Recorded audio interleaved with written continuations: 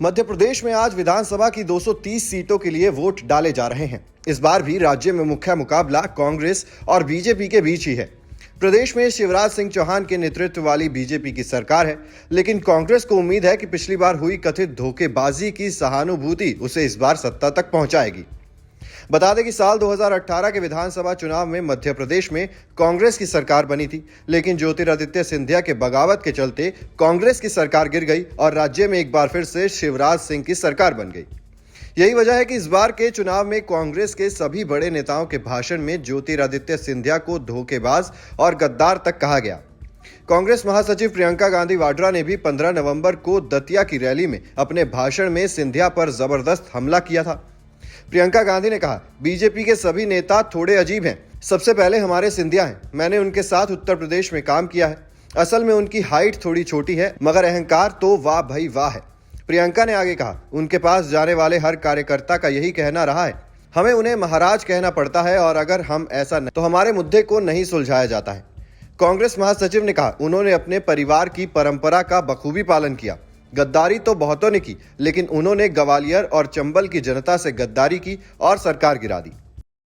इनके जो सारे नेता हैं ना, बड़े विचित्र टाइप के नेता हैं।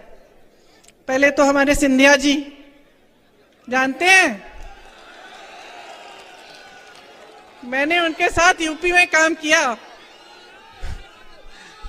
अब क्या है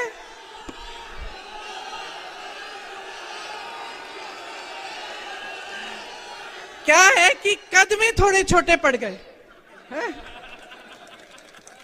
लेकिन अहंकार में तो भाई वाह।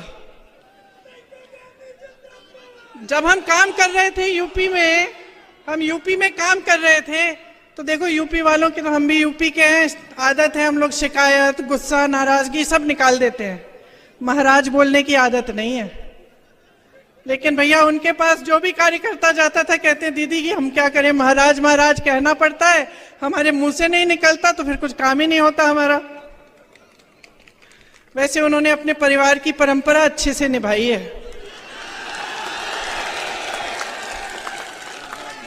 विश्वासघात तो बहुतों ने किया है, लेकिन इन्होंने ग्वालियर और चंबा की जनता के साथ विश्वासघात किया है। आपके पीठ में छुरा भोंका है, बनी बनाई सरकार को गिरा दिया। प्रियंका के इस हमले का ज्योतिरादित्य सिंधिया ने जोरदार जवाब दिया। सिंधिया ने ट्विटर पर दिए अपने जवाब में 4 पॉइंट्स में विस्तार कर समझाया। पहले पॉइंट में सिंधिया ने लिखा, प्रियंका गांधी जी पार्ट टाइम नेत्री हैं, तो इन दो परंपराओं के फर्क को समझने की उनमें क्षमता हो, इसकी आशा मैं नहीं करता। किस परिवार के सपूतों ने अफगानों से लेकर मुगलों और अंग्रेजों तक से भारत माता की रक्षा हेतु अपनी जान की कुर्बानी दी थी, और किसने चीन से भारत की रक्षा करना तो दूर, उन्हें भारतीय जमीन ही भेंट के रूप में दे दी थी। किस परिवार की दूसरी पीढ़ी ने सत्ता के लोभ में इमरजेंसी लगाई थी, और आज भी किस परिवार की वर्तमान पीढ़ी स्वयं विदेशी मंचों पर जाकर देश को बदनाम कर रही है। दूसरे पॉइंट में सिंधिया ने लिखा, काबिलियत को कद से तोलने वाले अहंकार का पाठ पढ़ाने से पहले कृपया स्वयं आईने में झांक लें। तीसरे पॉइंट में सिंधिया ने लिखा, भ्रष्टाचारियों और वादा खिलाफियों के शासन को बार बार सिंधिया परिवार ने बदला है और पुनः आपका सुपड़ा साफ मध्य प्रदेश से जनता करने जा रही है।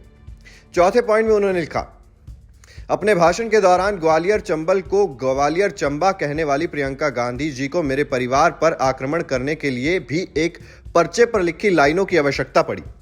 उनकी सोच और ग्वालियर चंबल को लेकर समझ कितनी है, इसका अंदाजा भी लग गया। अपने ट्वीट के आखिर में सिंधिया ने लिखा, ग्वालियर चंबल की मेरी जनता से अनुरोध है कि इस अपमान और निम्न स्तर के भाषण का उत्तर जरूर 17 नवंबर को अपना मतदान करके दें और कांग्रेस पार्टी को सबक सिखाएं। बता दें कि ज्योतिरादित्य सिंधिया साल 2020 में बीजेपी में शामिल हो गए थे। ऐसा बताया गया था कि सिंधिया मुख्यमंत्री बनना चाहते थे, लेकिन जब 2018 में कांग्रेस को जीत मिली तो राहुल गांधी ने उन्हें पीछे हटकर सीएम पद कमलनाथ को देने की बात कही। हुआ भी वही, कमलनाथ राज्य के सीएम बने, लेकिन 1.25 साल सरकार चलाने के बाद सिंधिया 22 विधायकों संग बीजेपी में शामिल हो गए। इस वजह से कांग्रेस की सरकार गिर गई थी। Team news nation digital.